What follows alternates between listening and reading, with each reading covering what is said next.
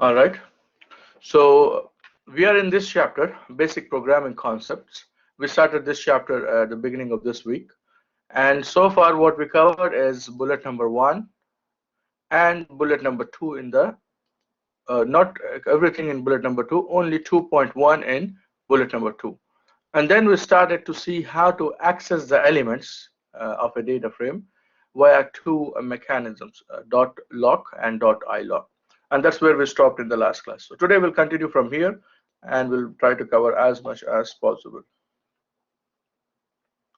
So before we continue, let us quickly revise what we know about data frames. See, what's the main task of a data scientist? Given the data, get the information. Okay, given the data, get the information. Now we know from the previous chapter, to make meaningful, to add meaning to the data, or to make the data meaningful, what we have is the, what do we need to have meaning to the data?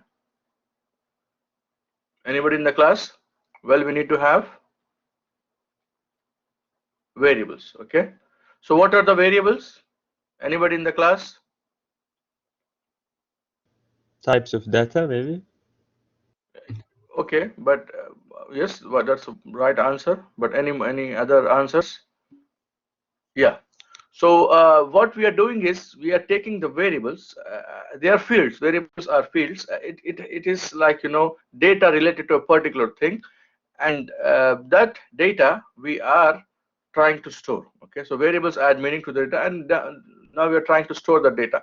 So we are storing the data like this. So variables are in the columns. Okay, variables are the columns for our data, and then the rows are the records. Okay, the rows are the records. To store this, again, this is conceptual. I can have this table in Excel. I could write it. I could draw it in my, on the paper by hand. But I would like now this to be part of a software, right? Because we would like to ultimately do some analysis of the data. So there are many ways in which you can store this representation of the data in the computer, and depends also on the language. We are using Python. Okay, we are using a Python, and in Python you have a package called, do you remember the name of the package that we're using? Pandas? Yeah, pandas. Okay, pandas. Okay, pandas. And this package gives you a mechanism to store such data, such tabular form of data. This is, by the way, the standard. Like, data can come in many forms, but when you're actually doing the analysis, all those forms must be converted to tabular form, because that's the basis for all algorithm. Okay. Yes, package, by package I mean library. Okay, so a package maybe is more generic word, but for Python it is library. Yes, it's a pandas library, and pandas library gives you this mechanism of data frame. So data frame is nothing but a way to store this data in the computer, in the software, and through pandas library. Okay. Now this data frame, once you have it in the system, you can manipulate the data. You can, add extra columns. You could actually do many things from this data frame. So data frame is like the basis from where you have the data in the software, and now you can use the data to do many things. So that is like the gate from the theory of, not theory, I would say, from the data frame, which is on, paper or in Excel file or in some file, to actually into the Python. Okay.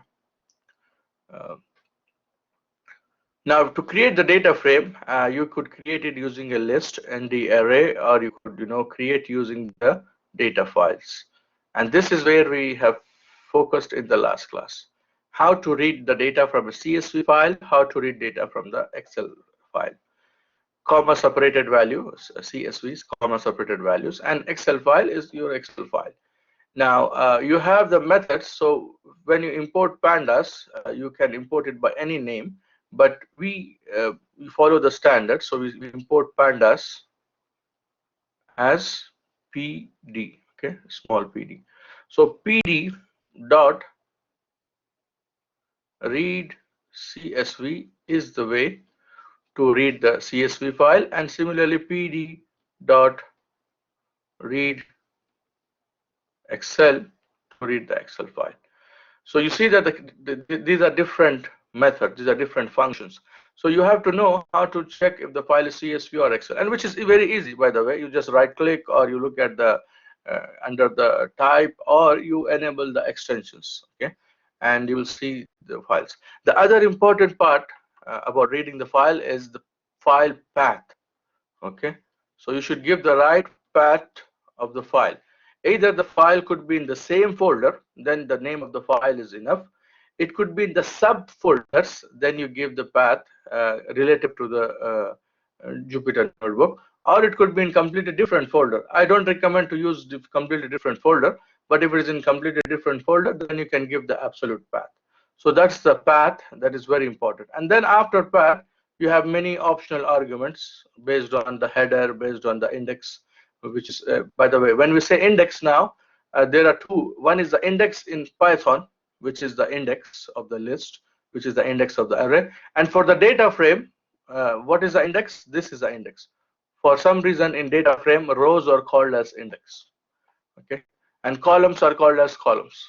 So just be careful with this word index. It can be, used in multiple scenarios. So you can give all the extra arguments through these commands. Okay.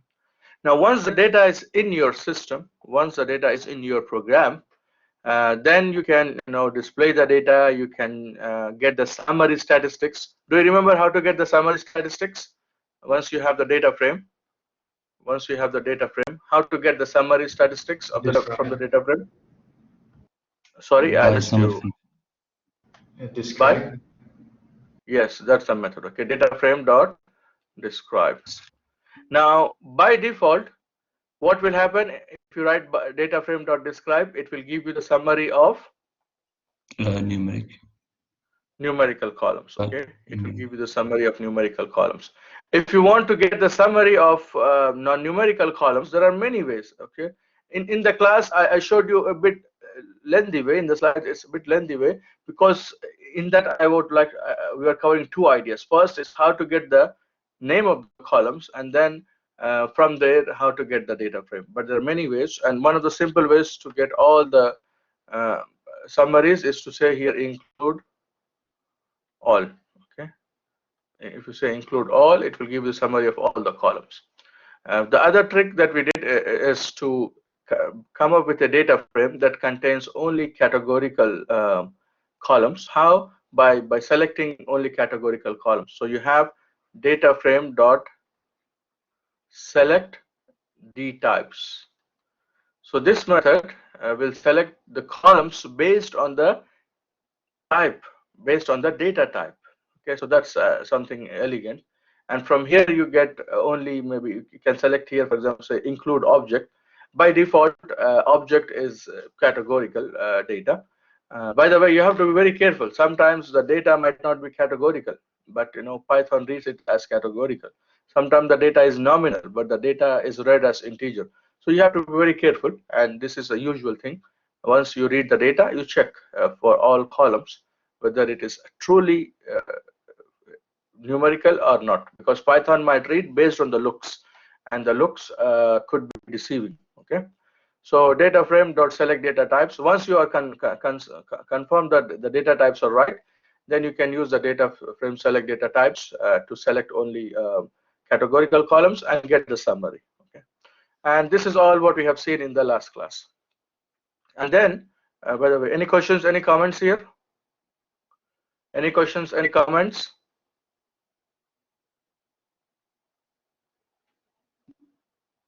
Okay.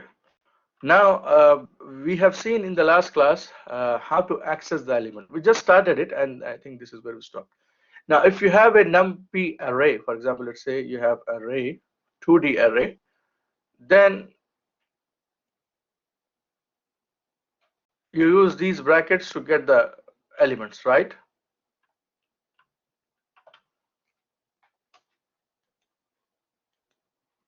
Yes, no?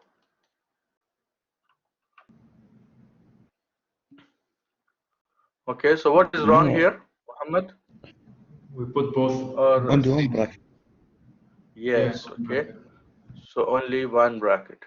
Then how to separate rows and columns? By comma. Okay. So that's the NumPy array style, and the same style is used in pandas because pandas is based on NumPy. Okay. So here the information of rows is provided in the first argument. In the second argument, the information of columns is provided. Now, when you have NumPy array here, you can give this method that is start and steps. Okay, or you can give list of indices, right? List of index, right? Or indices. So what I'm trying to get is the only way to extract rows and columns or to access any element is by indices only. Okay. Now for data frame, excuse me.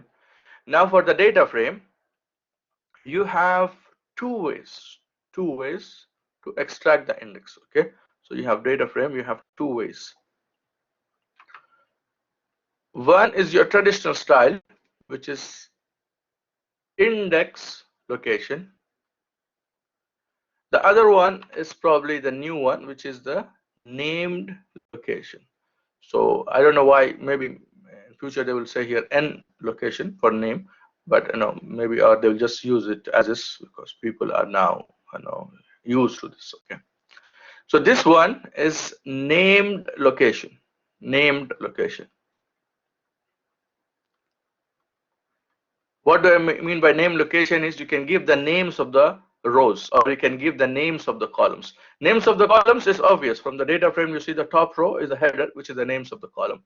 For data frame, if you also noticed, for each row there is an index. For row there is an index. That is, again, don't confuse the data frame index by these indices. Okay, these are the array index, but data frame index, when we say, it means the rows. The rows has a label. The rows has a label, and those are called as index. So you could give the name of the index or the name of the columns or combination to get a particular chunk of or subset of the data. Okay.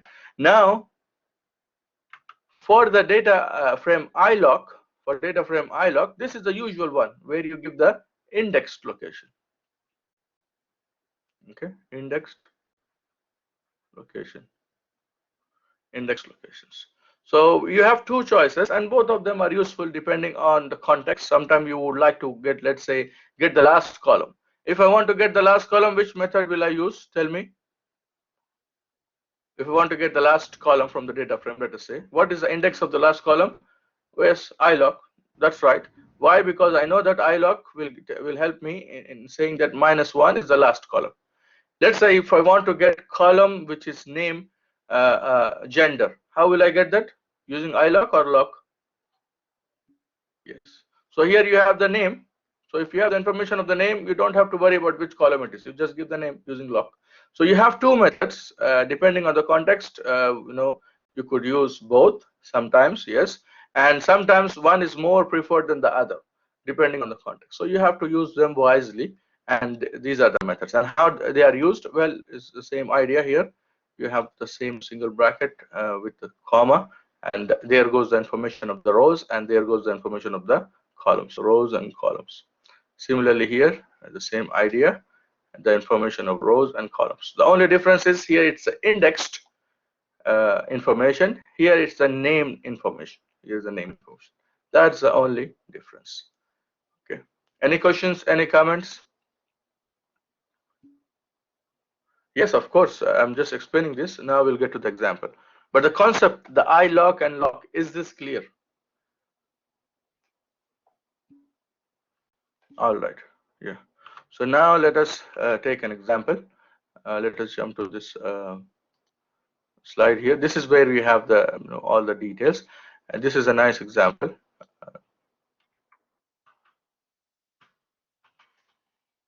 Actually, it is there as well here. All right. So that's the data frame. Okay. So let me zoom in.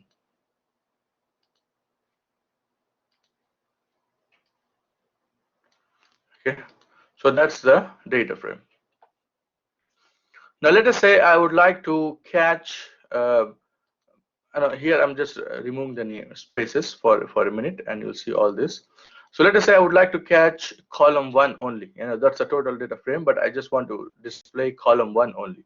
So how to do that? You can say display data frame. Tell me how to get column 1. Dot look. Okay, because I know the name of the column, I will select dot lock. Okay, then tell me the slice. How to get the slice for column 1? How many rows? How to select the rows and columns? Right, that's the thing. What should I fill for the rows? What should I fill for the column? 4 rows. For the columns, it will fill column 1. Okay, for columns, column 1. For rows, somebody was saying, but I missed his voice. What should we write for rows? Just a column. Yes, exactly. We want all rows, so that's it. Okay, so that's how you select the column 1. You see A11, A21 is the column 1. Now, selecting columns is perhaps the typical thing that you do in data frame. Okay, so to select column, you also have a shortcut, that is just to give the name of the column like this. Okay, so you don't need lock or iLock. Just say data frame and the square brackets the name of the column, and you will get the column. So this is a shortcut, because for data frame, selecting column or columns is a typical task. So giving the names inside, giving the list of names of columns will help you to pick those columns only. Okay. Okay. There is also one more shortcut. There's also one more shortcut to pick a column, which is to write like this: data frame dot the name of the column. For example, data frame dot column 1. This also gives you the column. Okay. But the problem with this method is here. What do you think is the problem with this method?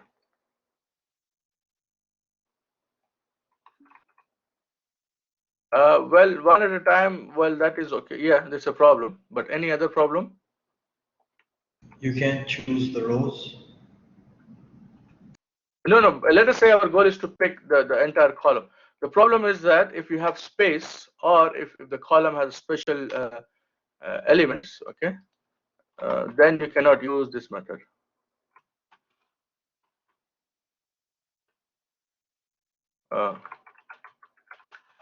Now this will not work.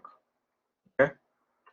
Now this will not work. Okay. The problem with this method is if you have special spaces or special elements, it will not work. Okay. But yes, that's one way. This one works all the time, or the other one also works all the time, because now it's a string. By the way, yeah, it says now this is not there. Okay, so let me just comment this and show you again. Column -2. Okay. It says it's not there. Okay, so this method is not that useful, but here you see this method can be used because it's a string. It could be anything, and it is fine. Column 1, column 2. Okay. And the same goes here. This is also the same. It's a string here, so you could use it as you like, and it will work. Okay, so that is something to remember. If you have spaces or these things, it will not work. All right. So this is how you select a column, based on lock or just the name of the column. Now let us say I would like to select row 1 and column 1. Now help me in selecting row 1 and column 1.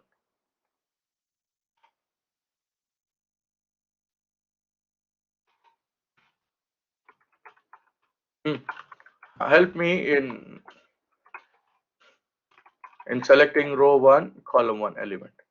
Anybody in the class? You can use iLock, 0 and 0 indexes. Yes, but let us use lock. Help me, with lock. Row 1, column 1. Instead of the colon, just write row 1. Oh, if I do that, it will not work, no? If I remove column 1 and write row 1, it will not be the case.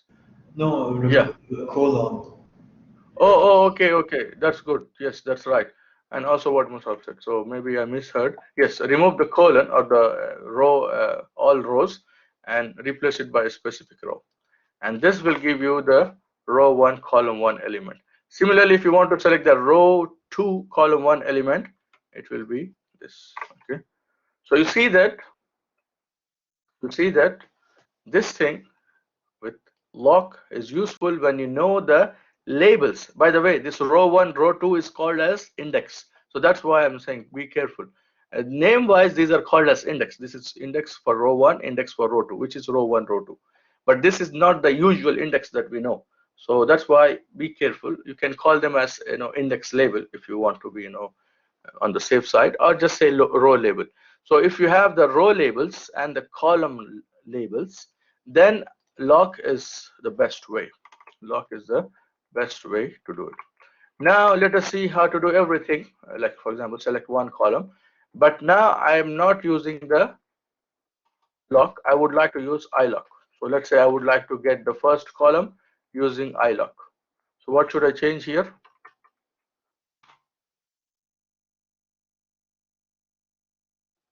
For row 2, I will give 0. Okay, so For the rows, for all the for rows, let us columns, say I would like to select all the rows and first column. For rows, it will be colon. That's good. However, for the column, that's 0. I would like 0. to select the first column, 0. Okay, so that is the index, the real index. Okay, so position wise, location wise, you start from 1, 2, but index starts from 0. So now you get the column 1, A11, A21. Okay, you get the column. Okay. Now, if you try to do this, let me just comment this. Okay, there is a problem. He's trying to look at the key 0, and trying to look at the name maybe, and he says there is not such 0. Okay, so to get a column, in this style, like we did here in this style, you should have the name of the column. Okay, this is the default one, but I think you can modify this to work. But the default version doesn't work. Okay, so this doesn't work. Let's remove it. Okay. Now you want to select a specific, let's say row 2, column 1. How to do that? Row 2, column 1.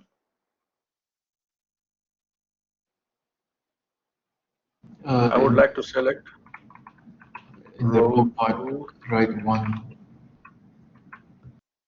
Okay, here I should write 1. That's right. And here 0. That's fine, Still right? 0. Yeah. And I get A21. Okay. Now the good thing about iLock is somebody might come and change, let's say, the names of the column. Maybe try to fix it. Still, this will work. But if I want to use this now, it will not work because it says, oh, you changed the name and now you have to fix it here. So you see, there are certain advantages of this method and there are certain advantages of this. Which one to use when, you have to decide. Sometimes, I'm not sure, but sometimes people might give you a question which strictly says to use lock or iLock. But in general, in a real project, you're free. And then you have to pick the best one based on your choice. Okay. So this covers the accessing of the elements. We have seen how to access a particular row, column, element. And also we have seen the slicing of a single column. Okay. So any doubts, any questions? Any doubts, any questions? Does the slicing work on the rows also? Yes, the slicing work on the rows as well. So how to show that example? Yes, let us use that example. Yeah, I think usually we do less. No, we do the slicing, but we call that as selecting. Okay, that's the only difference. But what you said is right. It works. So let us do that. For example, let us say I want to display all the columns for row 1 or row 2. Okay. Okay.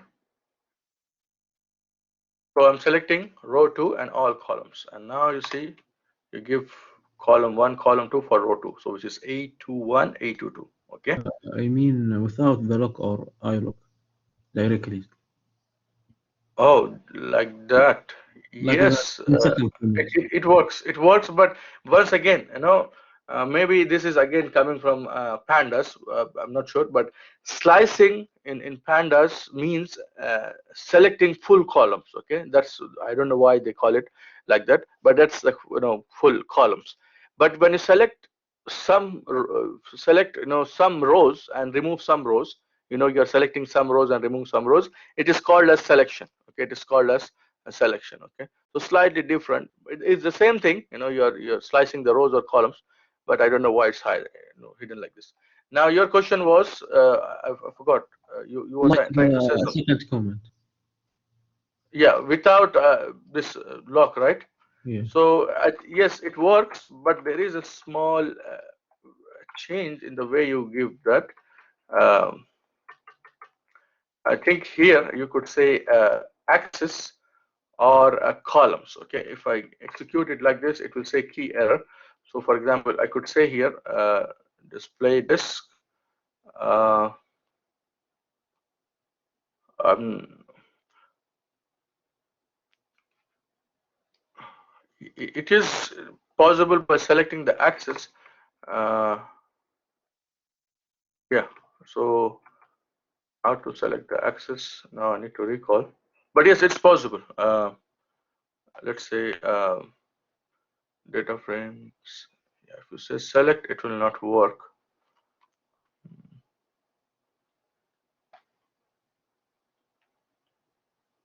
There is a way to do this, okay, but it's not on top of my head because we usually don't do this. We usually don't do this. No, I need to recall. But yes, there is a way, and the way is to set the axis. Okay, by default it will assume this is a column, so you should say by some. Let me check in the help. Uh, quickly if there is something. Uh,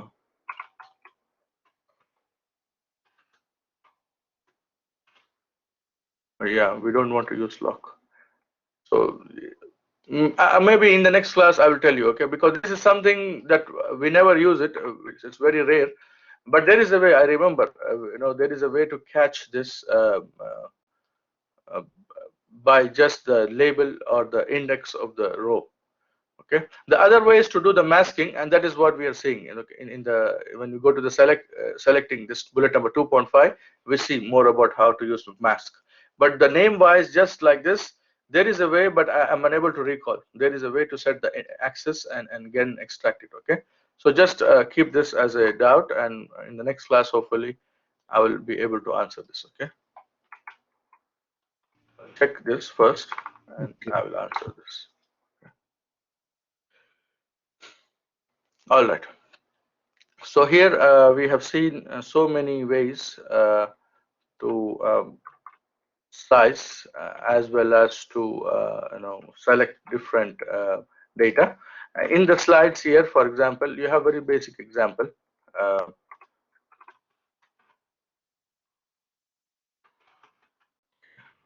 so here you have this basic 1.csv data, and here I would like to select a second row, second column element. So second row, for example, here I lock second row, second column, which is job type, will give me white color. So this is one way to select it, or I could have done print with lock second row. Now here you see this one, it is a label, okay, not an index, but it is by default the label. So that's why here you have still one, but here you will have job type. Okay? Because you see the label here is looking like index, so that's maybe the small confusion. Okay, but this is a two ways to select the same element.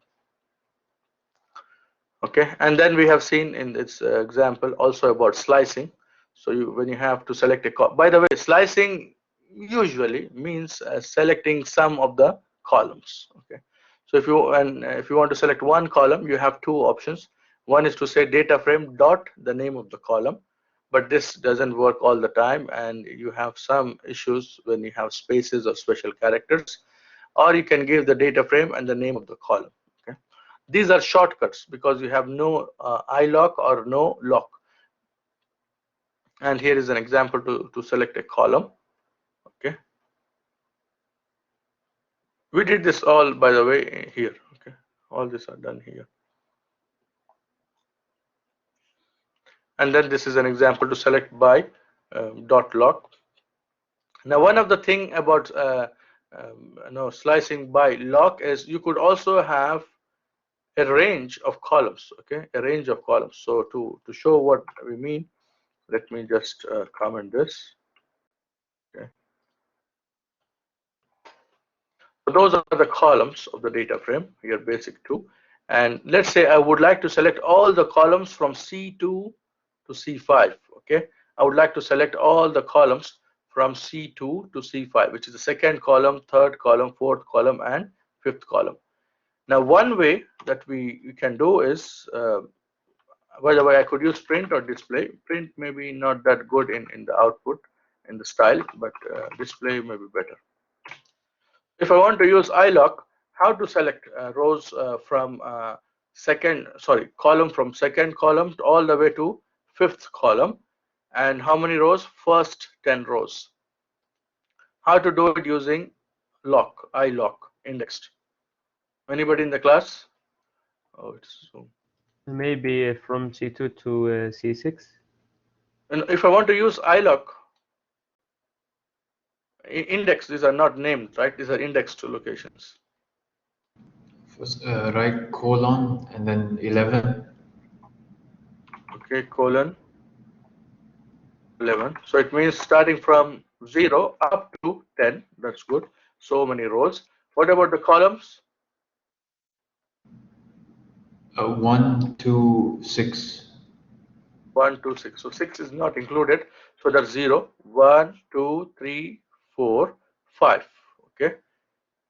But if I say, so it is, I think there is something. Let us quickly verify.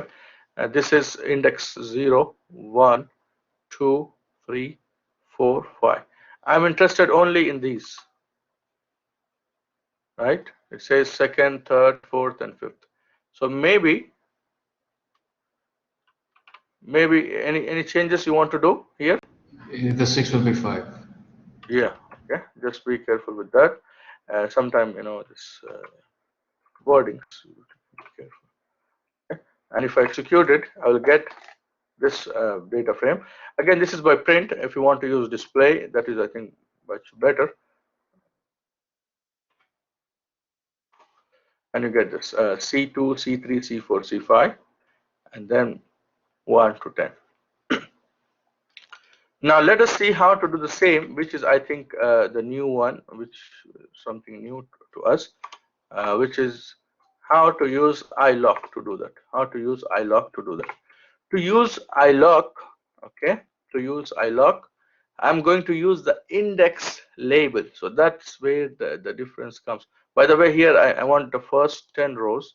So here, by writing 11, I think we included the 11th row, right? Because index starts with 0. Okay, so Yes. this, no, let me just comment this. So yeah, these are the first 10 rows. Okay, so there was a small typo there. I would like to use dot lock. Now lock is the named location. So what it says is to include the names that we need. It's not index. So that's the big difference. So I'm saying here from 0 up to and including 9. And here I'm saying, and look at this. I think this is something I would maybe zoom it there. Okay. And look at this. This is a range that I'm getting based on the names. So when I write like a C2 colon C5, it means all the columns starting from C2 and including C5. Okay. So let me just comment, or let us have both. First, let me comment this. Maybe it's easy to see. Okay. So it's C2, C3, C4, C5, 0, 1, 2, 3, 9. And the important point that I want you guys to just look at here, I'm not sure if you can see. Let me zoom out a little bit. So the last one is included.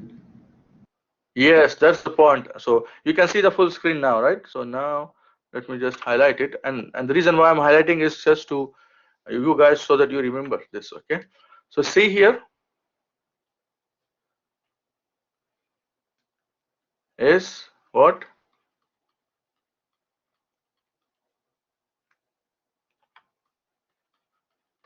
Okay, please focus on this.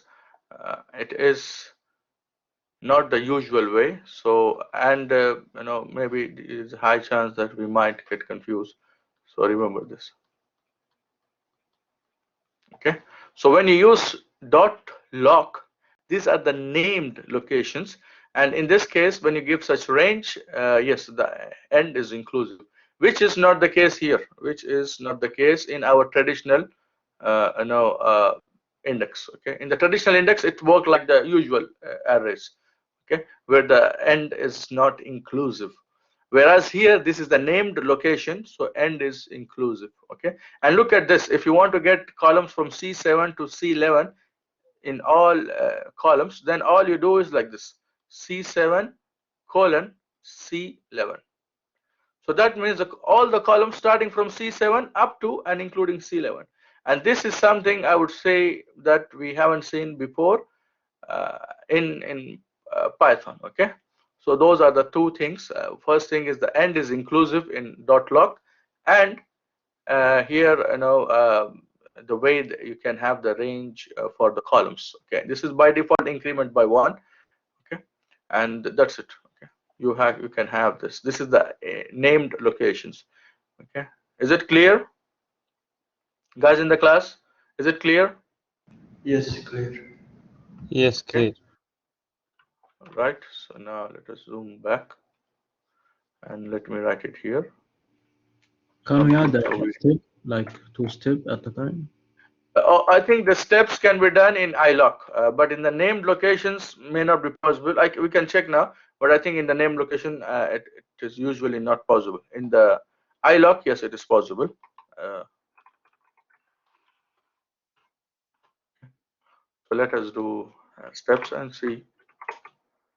No, by the way, 1 is the default one. So yeah, you can do the steps. Okay, you can do the steps.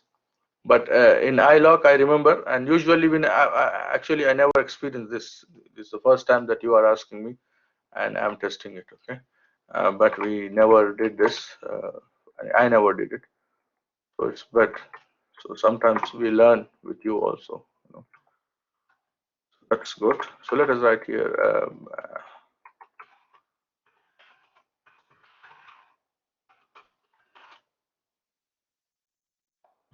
That is something that we can have it as a reference. So, yeah. All right, that's good. So any other question? Any other question? Any comments?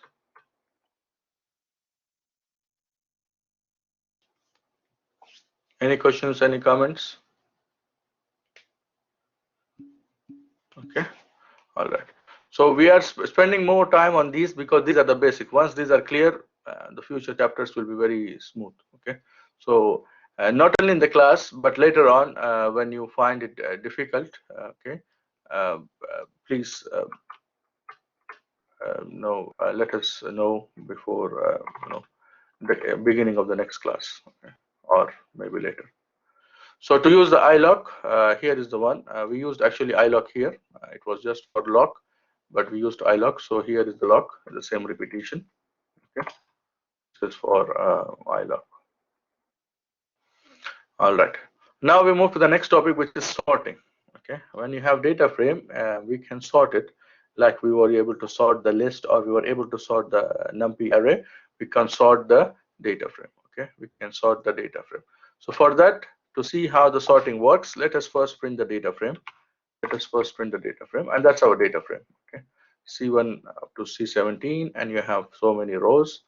And now the question is to sort the rows according to the first column in the ascending order. Okay, so sort the rows according to the first column in the ascending order. So whenever you sort, you have to know what is the column or what are the columns that you are going to use. So here I know I'm going to use column 1. Okay, so it's by name I know that this is column 1. Okay, now also the order by default it's the ascending order. Now how to sort it? Well, we have this simple method called sort values.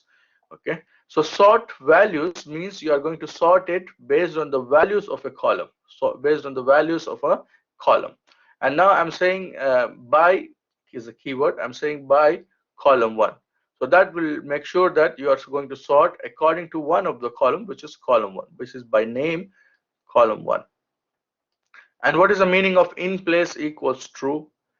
Okay, now to understand the concept of in place equals to true, let me start the pen app. In pandas, for the data frame dot whatever method you have, there are two types of methods. Okay, there are two types of methods. One of them, they change or they manipulate the data, but it is temporarily. Okay, it is just for the time being. That's it. It's not going to be forever. But then there are some methods that we are going to change, permanent. Okay, the change will be forever. So by default, most of the methods that you are going to use on data frame will be methods that are going to change temporarily, that are not going to change the actual data frame, just for the display. If you want to make the change permanent, if you want the change to be always in the data frame now, should be reflected in the data frame, it's a permanent change, then you give this option, in place equals to true, to make the change permanent. Okay. Otherwise, if you don't do it, it will be just for this line only, just for the display, and afterwards it will not appear. So if I do the display without this, it will not show because the data frame didn't change. Only in this line, while I'm executing this line, only the data frame was sorted. So that is the difference between temporary change and permanent change. Okay, and most of the methods in the data frame, they tend to be temporary side, and if you want to make them permanent, you have to give in place equals to true. Okay, that's the thing to remember. There are some methods that are permanent, and you have to be very careful with those methods, because once you do the change, the data frame has been changed permanently. Okay, so there are some methods here that you have to be careful about, but then there are some methods which are temporary, and you can run it many times until you're satisfied. And if you want to make it permanent, you have to say in place equals to true. All right.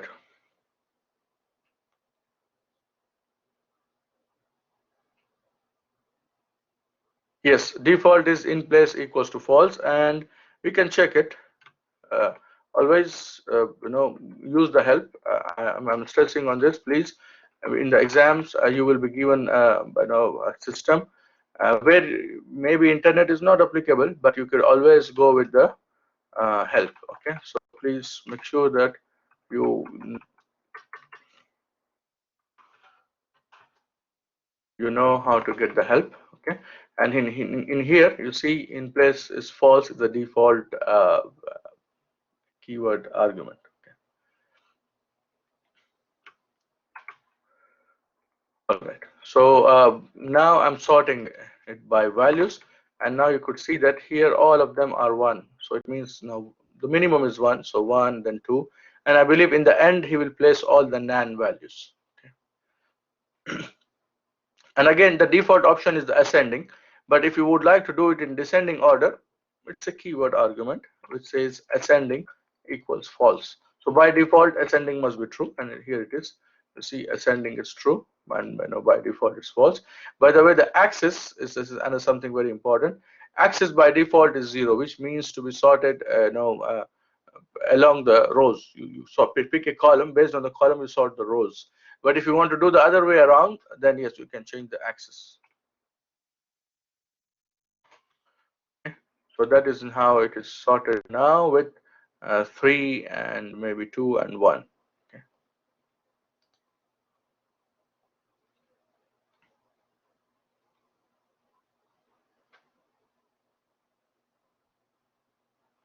So this is all about sorting based on one column.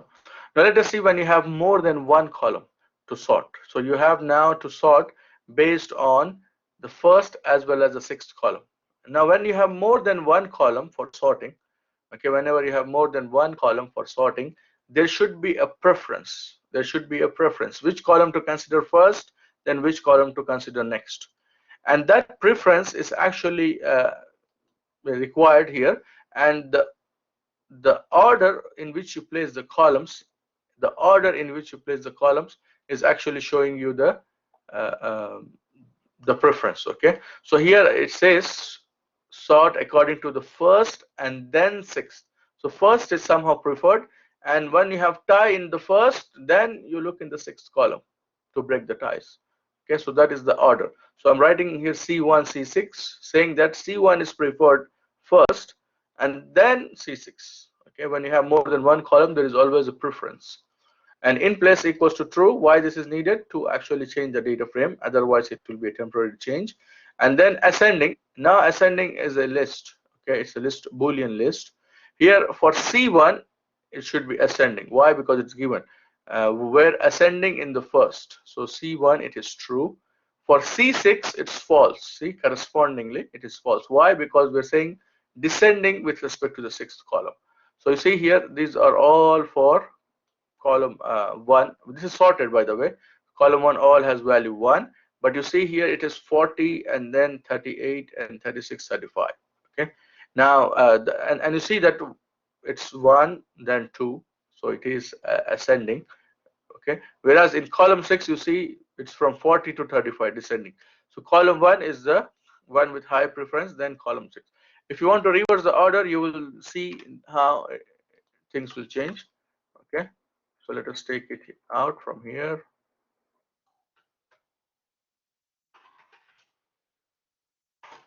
And now you see it is descending. See, all these values are 40 for C6, and in C6 now you see you have ascending 1, 2, 3. Okay, so is that clear, guys in the class? Is it Yes. clear? Okay.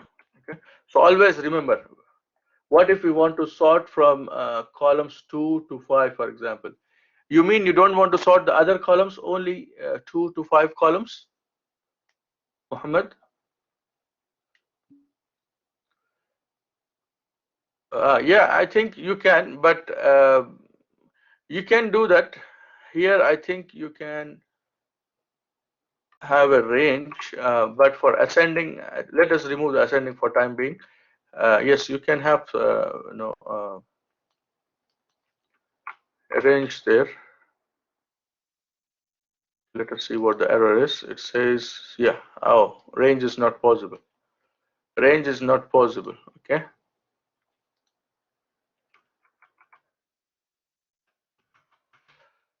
All right, so range is not possible. Then how to do that? You can come up with the range of well, then you have to do it manually, and you have to come up with such list of columns, again automatic, but you have to come up with such list and then you can give it. Okay, all right. Well, how much, yeah, we have time, so let me maybe I'll create an example later. Okay.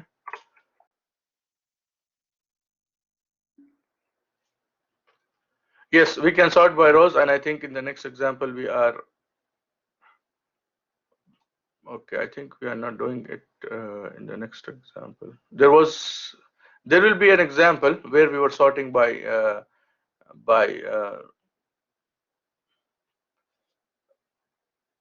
by the way, what do you mean by sort by rows? I thought sort by, you mean by these labels?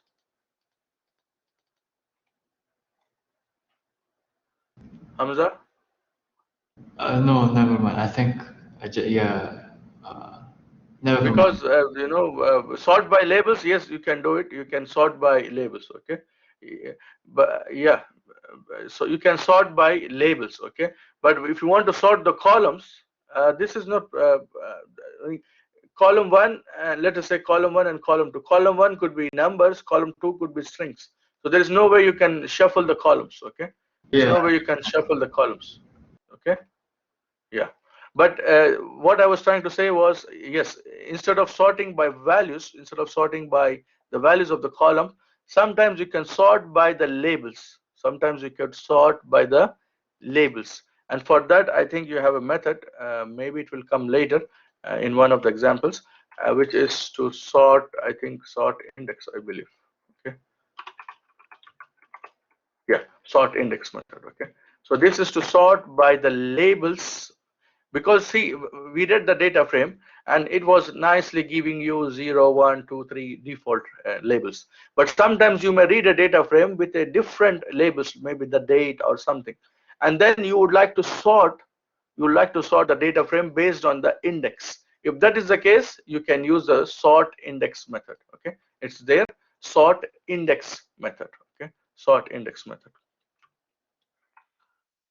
But shuffling the columns, you cannot do it in general. But let us say if you have all the columns which are numbers, okay, all the columns which are numbers, or there is some, all the columns which are, let's say, text, there is something to compare through the columns, then yes, then what Muhammad said, you change the axis and you could do it, which is, by the way, I haven't seen, I haven't seen its usage so far. Okay. All right, now we'll move to the next topic, which is to select some rows from the data frame. So selecting is again, it's a common word. Okay, like slicing, selecting is a common word, but sometimes selecting is referred to selecting the rows based on some conditions. Based on some conditions, when you're selecting the rows, it is called as selecting. But in general, selecting and slicing, it is one and the same, meaning wise. But here, slight distinction. Here we are going to use some condition, like some sort of masking. You remember the mask from the Python review? We are going to use something similar to select the rows from the data frame. So let us take some examples and see how it works. You have this data set, basic1.csv. First, I would like to display all the rows that are related to white collar jobs only. Okay, all the rows related to the white collar jobs only. So let us look at the data frame.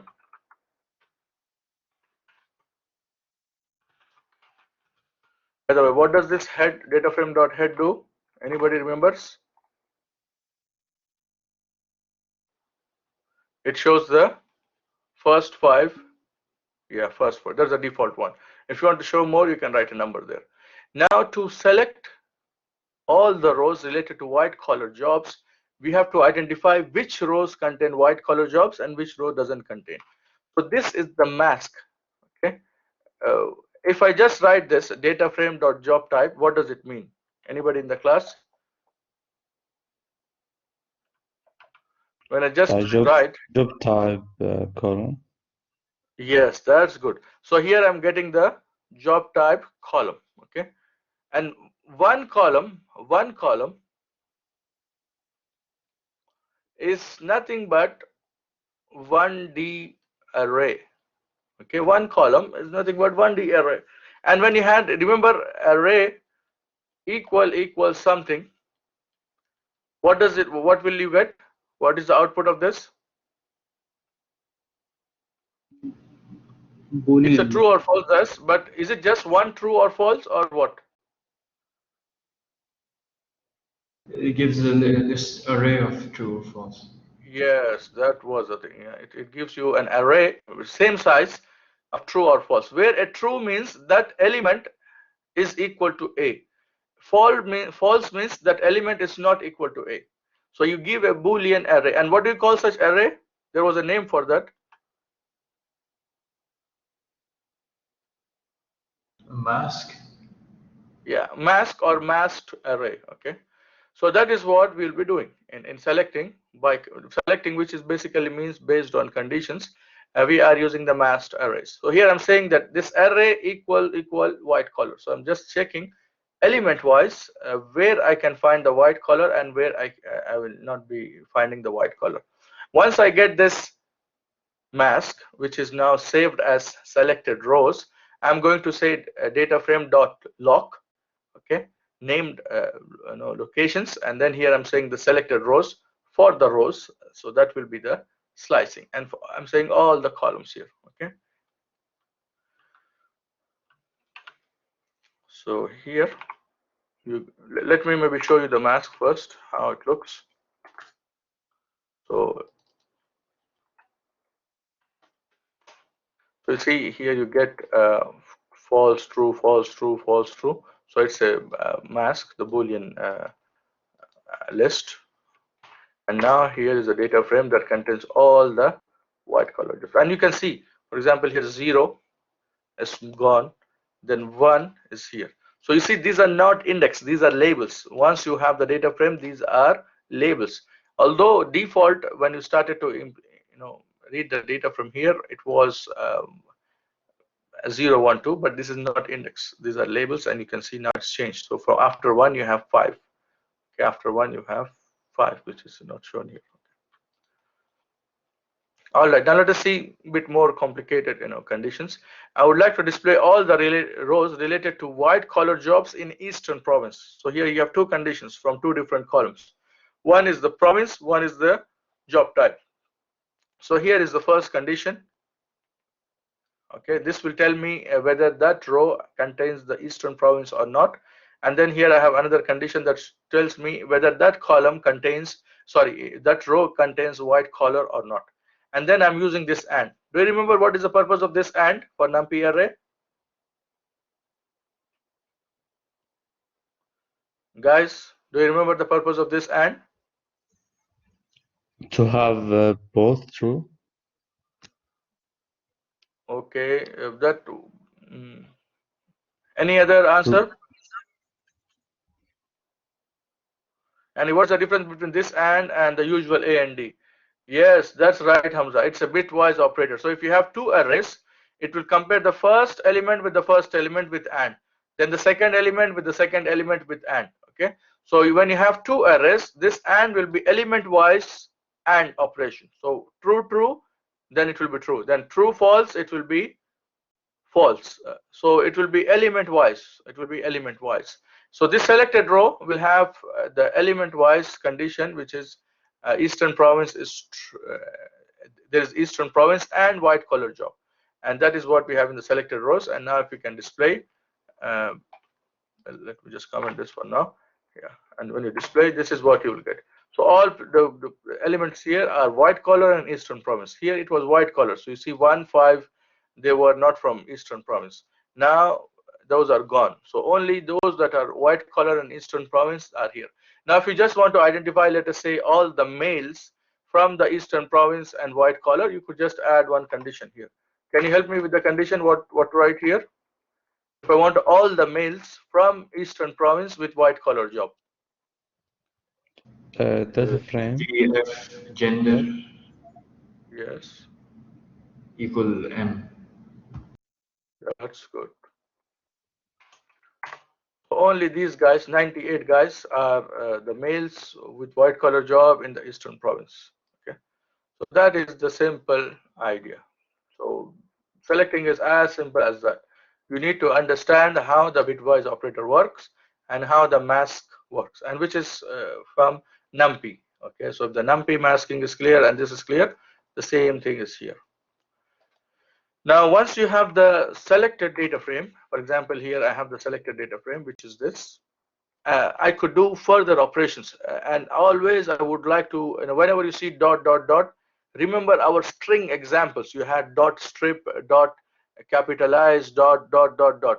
So this dot dot dot operations can be done in a chain to remove the temporary variable. This is very crucial. Why? Because things are done in single line, and it could look complicated, but it's not. So you can see how things are here one by one. So here first, okay, sorry. So here first, what I did is I had the data frame, and then what did I do up to here? Anybody? The one that I highlighted. Can you see the one that I highlighted? Is it Yes. clear or? Yes. The ones So with what did I the do in this Eastern part? province and white collar. So this Only those. this thing in the blue color now is only Slicing. it's a slice. So it's slice is the data frame. Okay. So it's a slice of a data frame, which is the data frame. So here you have a data frame which contains only a white collar job type from Eastern province. Okay. Then to this I added this. The summary. Yeah, this is the summary of only white collar jobs from Eastern province. Okay. And then to this I added this one. Shows only the first column. All the Yeah, rows in choose the first column of the summary. So that means so when you get the summary, usually it gives you column wise. So you get a summary of gender, job type, and province. And then I'm saying no, I'm interested only in the gender, summary of the gender, which is the count, the frequency, and those things. Okay. So this dot dot dot operators, please don't get scared. They are friendly. Okay. So you see the summary. This is only for the gender. Oh, okay. Plus it's gone. So then, okay. So this is only for the gender. If I just remove this, you see, it will give you the entire describe. And describe is also a data frame. Like a slice is a data frame. A dot describe will give you data frame. From here, I'm just saying, give me the information of the gender. So that I'm saying it like this. If I want to use dot lock, how would I have done it? I would have written here. the gender. Yeah. So let us write it so that we remember, and maybe use later. I could have said here dot lock.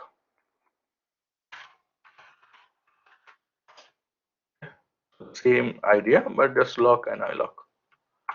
Any doubts? Any questions? Okay.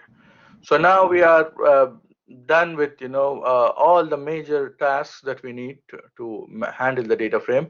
We know how to access a particular element. We know how to do the slicing, which is roughly speaking, slicing means selecting columns. And we have also seen selecting, which is roughly meaning selecting the rows. Okay.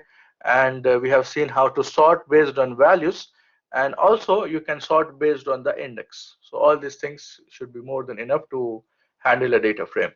All right, now let us take an example and then see how we can implement those things together. He's asking us to take this data frame basic 1.csv. Sometimes in the question itself it gives you the extension of the file. Okay, then you should immediately use the right extension. Okay, so pandas read csv, and you are reading the data frame here. And now what is the first question? It says display all the rows related to white collar and blue collar jobs. So and white and blue. So here we have one, let me use two different styles and I will show you.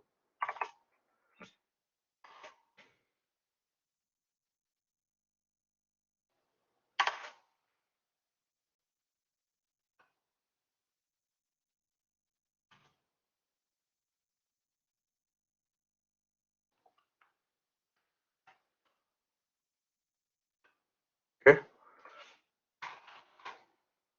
sorry, not that. So here in the wording, it says displays all rows related to white and blue collar. So you have to be careful with the way the wording is used in general English and in the conditions.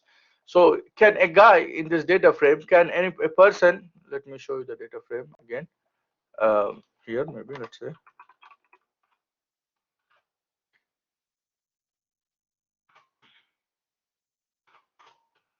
And any row here will contain two job types. And if I pick any row, do you see two job types? No. No, right? So in the wording in English, usually in the English, you are not so careful. Okay, verbal English, you're not so careful. So when somebody says display all the rows related to white collar and blue collar jobs, he's not saying that same guy should have both. He's saying that either you should have white collar or blue collar. So that is the technically right way to say.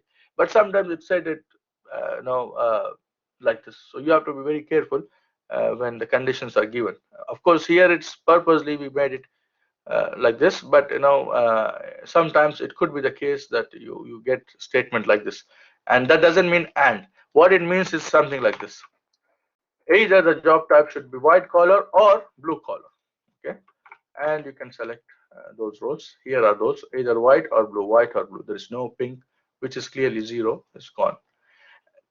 You could have many such conditions, like white or blue or whatever, so on and so forth. So if you want from the same list this or this or this, then like in operator, you have is in operator. So I'm saying this column is in this list. So what he's trying to do, he's taking each element and he's saying whether that element is in this or this. You remember the in operator from the lists or not? Yes. Okay, so if you have a list like this, what it does is it check whether the 5 is in the list or not, and it gives you true. If I have, let's say, 9, it will give you false. So this is the usual in operator, right? So here is similar version, which is in. So and the way it's given there is slightly different. Okay, the way it's given here is like this. So if you have a column dot is in, it means every element will be checked with respect to this list. So it will take the first element and check whether it is white or blue. If it is none of them is satisfied, it will be false. Otherwise, it will be true. So that is how the select dot is in operator works. And you could use either or here like this, which is correct, or you could use is in, and you will get the same results. Okay. Any questions? Any comments? All right. Then let us move to the next question. Display all rows related to white collar and blue collar job for females. For females. So now the same condition, the first condition is the same, but to that you added a new condition, which is for females. So now this is and, because I want this and this. Okay. So the first condition is the same from here. I could use or as well, or this, anything, just that. And gender is female, and then you can display the selected rows. And if it's asking you to describe, you could also describe. This, I think, is question number 3. Describe the statistical summary for province column in the above selection. So that's the above selection. From here, I'm describing only the province. And what it shows that the top number of females with white or blue collar jobs is from central province. Okay, the data maybe is not accurate. It is just a data, fictional data we created, and maybe there is some truth, but maybe it's not accurate data. But based on the data, this is what we get. Okay, based on data, this is what we get. If you want to see number of males for white and blue collar jobs and where they are also in the central. So looks like the central province in general has lots of jobs than the eastern and the other province. Okay, again, this is the data which is not necessarily true. Now we'll move to the last part of this. Among all the white collar and blue collar job females, what proportion works in the eastern province? So now there is just an extension of the previous question. What proportion works in the eastern province? So for that, what I will do is I will get the data related to this part only. So what do I need? I need all the roles that have white and blue collar job for females, and that is exactly what I have here. The selected rows contains white and blue collar jobs for females. So that's the mask I already have here. And is also asking us the proportion in the eastern province. So I don't need any information of the gender and job type now. I need only the province. So here is the slice of the data. Please pay attention. Data frame.lock. Because it's lock, I could use the mask. Okay, so I have selected rows, and in the province, in the columns, I'm selecting only the province column. And now if I want to select show what is in the data frame, you can see it. It's just those column province for only those females who are white or blue collar jobs. Okay, now for this column, for this one single column, I can do value counts. I can do value counts. Okay, so let me show you what value counts will do. It will tell me how many of them are in Hijaz, how many of them in the central province, how many of them are in the Hijaz or the western province, and how many of them are in the eastern province. Okay, So that's what the value can't do. And what the question says, what proportion of works in the eastern province. So I'm interested in this value. So again, this is the data frame. So this is actually a list, array with, so index. So you have index 0, index 1, index 2. So selecting this 2 will give me the information of the eastern province. Okay. And then sum of all this, or let me should have kept it, or the total number of rows here, which is how much, 311, will tell me how many are the total jobs. So 71 over 311 will give me the proportion of those who work in the eastern province. How do I do that? Well, I don't have to look at those numbers. I could do it automatically. I would say select the second number from this, which is 71, divided by the length of this of data frame.index, which is the number of rows, which is 311, multiplied by 100. So that's the proportion, and then you can print the proportion, and you will get it. Okay. Maybe you can hide this. You don't want this. It says the proportion of females working with blue-white collar job in Eastern Province is 22.83. Doctor, what Okay. does the dot index do? Dot index will be just the index, whatever these index labels are, it will be a array of that. For example, let me show you here.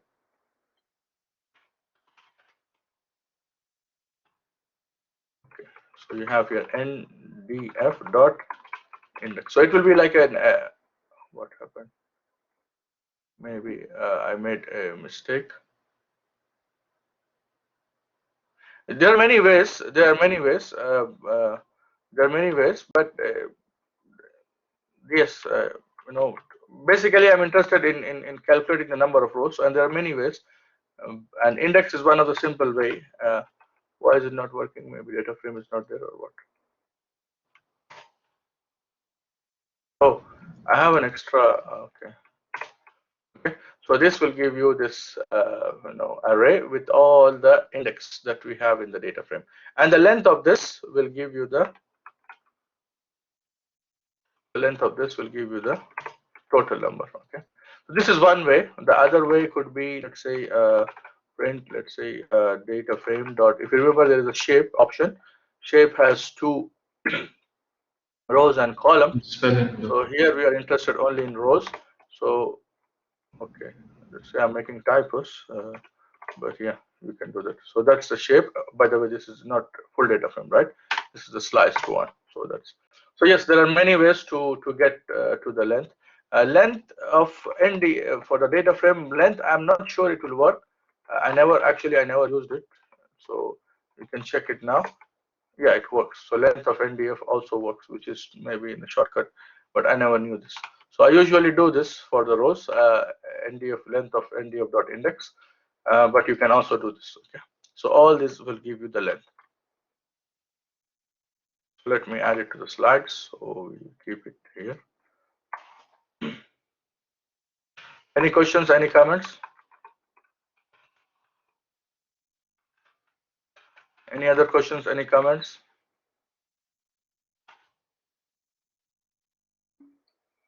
All right. Okay. So different ways to get the lengths, and here is a ratio to get the proportions. Okay. Then there are some additional data frame methods like counting the rows and columns, which is something, and I think maybe here the index is used before its turn, but here it is explained. So sometimes you're interested to know how many rows and columns in a data frame, and then you have data frame dot index, length of data frame dot index, or like we discovered just now, length of data frame will give you the length of the number of rows, and the length of data frame dot columns will give you the length, the number of columns. Okay, so maybe because you have dot columns dot index for rows, maybe that's the purpose we are using it. Okay, and data frame dot count, it will give you the number of non-null rows and columns, number of non-null rows and columns. For example, here when you execute this, you see that this is the non-null row. So here I have 39 non-null rows. So there is one null value. Here I have 7 non-null. It means I have almost how much? 40 minus 7, 33 nan values or none values in C8, so on and so forth. Okay, so I have 40 rows and 17 columns, and that's the one. Okay, so let us stop here. We'll continue from here in the next class, and hopefully we'll finish this topic maybe by next class. Okay, or maybe by this week. Any questions? Any comments?